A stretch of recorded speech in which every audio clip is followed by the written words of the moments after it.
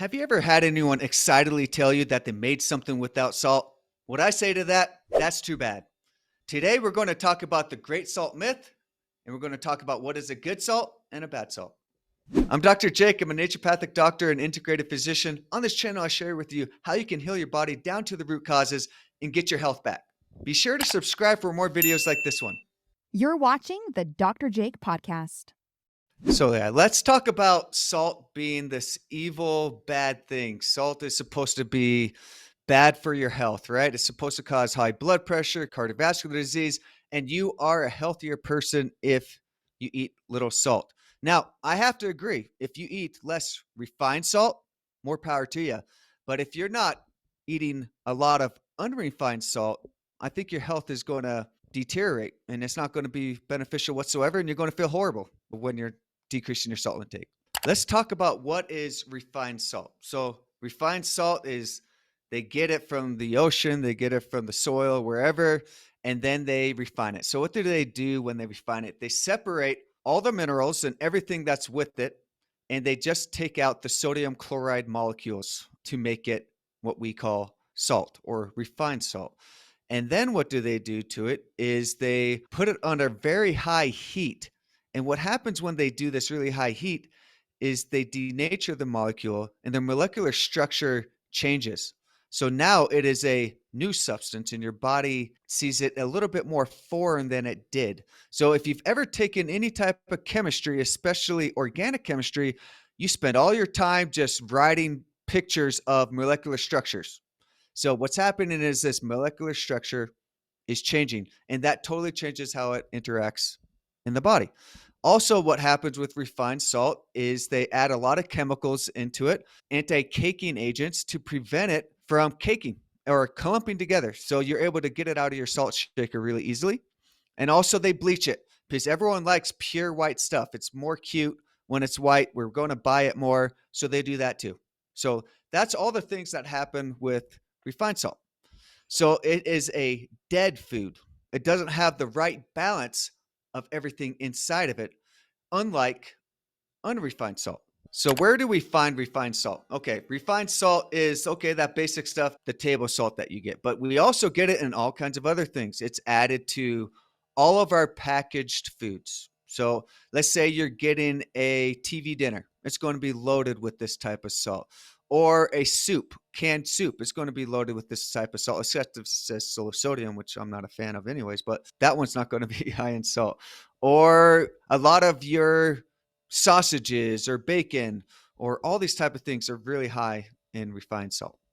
Now let's talk about unrefined salt. We talked about refined salt, how bad it is. Now we're going to talk about really awesome unrefined salt that all of us need. It's an essential food and we should not be limiting it from our diet at all. So unrefined salt, let's talk about this. First of all, it comes from our soil. It comes from salt mines. It comes from the ocean.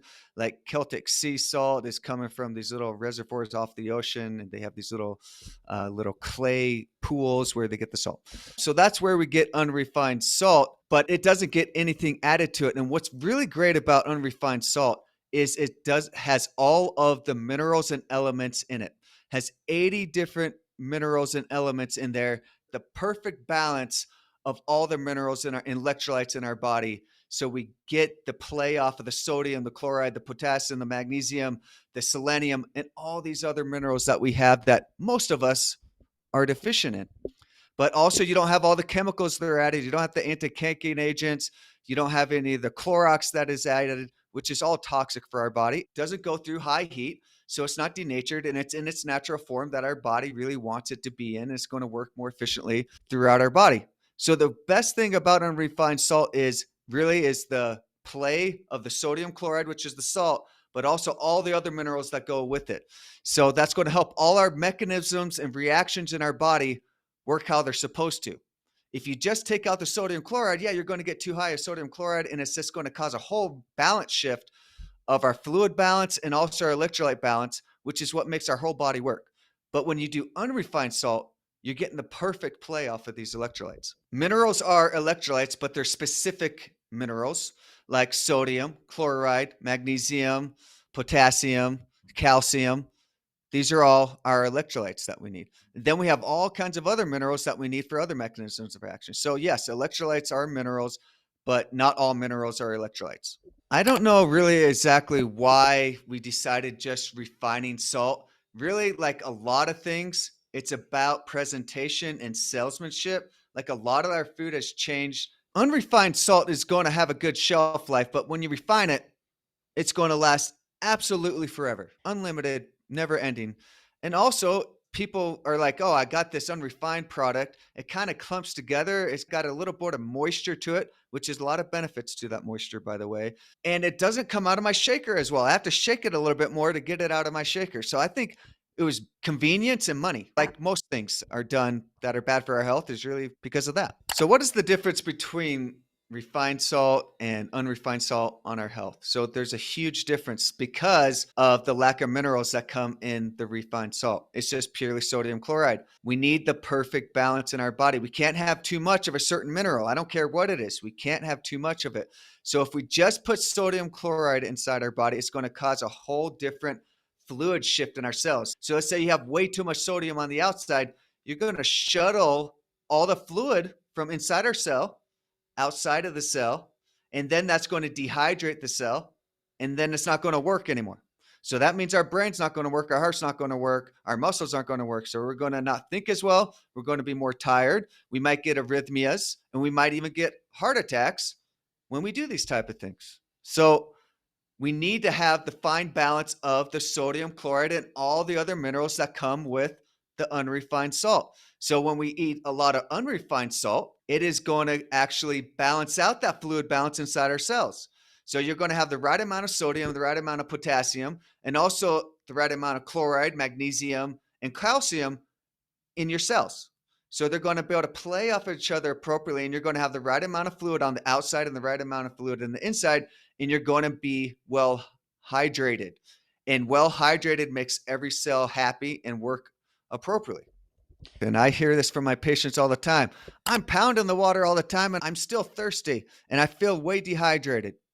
Yeah, because you're not getting enough electrolytes or the minerals, all the minerals that we need. And a lot of people are not eating enough salt anyways because they're trying to be healthy.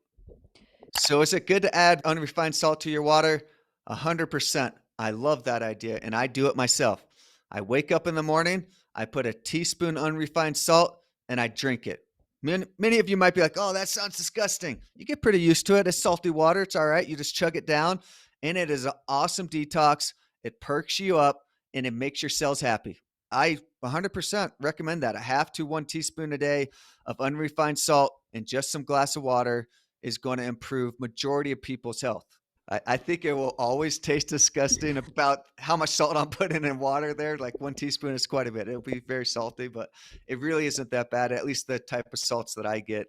Himalayan sea salt is one that I love. It doesn't have as strong a flavor as others, but all of them are healthy, unrefined salts like Redmond's pure salt, I think it's called. And then there's Celtic sea salt. Those are all great. Pink Himalayan salt. Okay. Perfect. That's awesome. Can you get too much of the good salt or the unrefined salt? Yeah, too much of a good thing is still going to be a bad thing.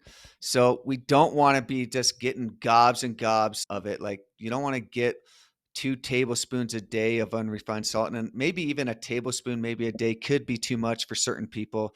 So don't go crazy on it because you're like, oh man, I could eat salt again and I'm going to just go crazy on it. But if 1 teaspoon a day or more, this is a recommendation I have. It is half a teaspoon per liter of water you drink. So that's a good calculation of what is actually going to be healthy for you. So how much water should we be drinking in a day? So this is what I tell my patients all the time. Some patients are drinking way too much. Most are drinking too little. We need to get half our body weight in ounces. That's what we need to do. Get half your body weight in ounces. Do that calculation of how much salt you really need to get. How do we know if we are sodium deficient? So I'm not going to go in detail on this episode. I'm going to talk about this in our next episode. So check us out there. Yeah. So you get a hold of me by visiting my website, integrativemedica.com. Find our phone number there. Give my receptionist a call, and you can set up an appointment with me or some of my other great doctors. You could also just set up an appointment directly on our website. If you want to learn more about salt And what if you are sodium deficient? Click on our next video. I'm Dr. Jake, and I'll see you there.